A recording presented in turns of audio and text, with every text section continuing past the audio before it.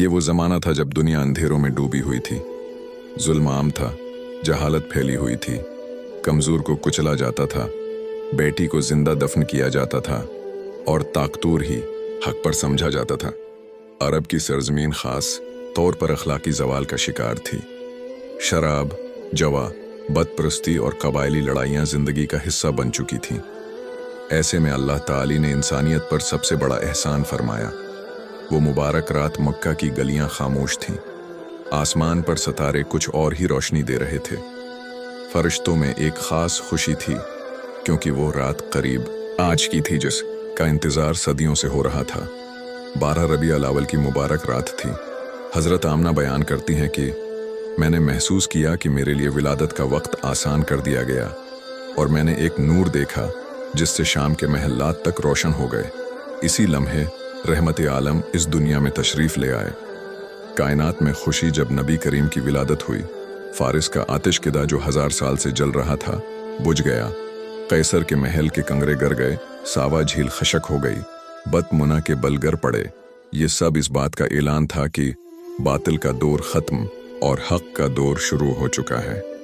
अब्दुल मुत्तलिब की खुशी। हज़रत अब्दुल मुत्तलिब जो खाना काबा के मुतौली थे, खुशी से झूम उठे। उन्होंने अपने पूते का नाम मोहम्मद रखा, यानी वो जिसकी तारीफ की जाए। लोगों ने पूछा, ये नाम तो हमारे यहाँ नहीं है। उन्होंने जवाब दिया, मैं चाहता हूँ कि ज़मीन वाले भी उनकी तारीफ करें और आसमान वाले भी। दूध पिलाने वाली माँ की गवाही जब नबी करीम को हज़रत हलीमा सादिया के हवाले किया गया तो इनके घर में बरकतों के दरवाजे खुल गए। सूखी ज़मीन सरसब्ज हो गई, कमज़ोर ओंटनी दूध देने लगी, ग़रबत खुशहाली में बदल गई। हज़रत हलीमा फरमाया करती थीं, ये बच्चा नहीं, अल्लाह की रहमत है। 12 रबीया अल-अव्वल का पैगाम।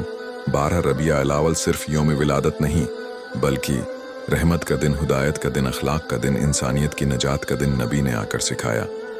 ग़ुलाम भी इंसान है, औरत को इज्जत दो, पड़ोसी का ख्याल रखो, सच बोलो, इमानत अदा करो, दुश्मन के साथ भी इंसाफ करो। नबी की सादा ज़िंदगी। वो नबी जो चाहते तो पहाड़ सोने के बन जाते, मगर फरमाया, मैं अल्लाह का बंदा और उसका रसूल हूँ, सादा ज़िंदगी पसंद करता हूँ।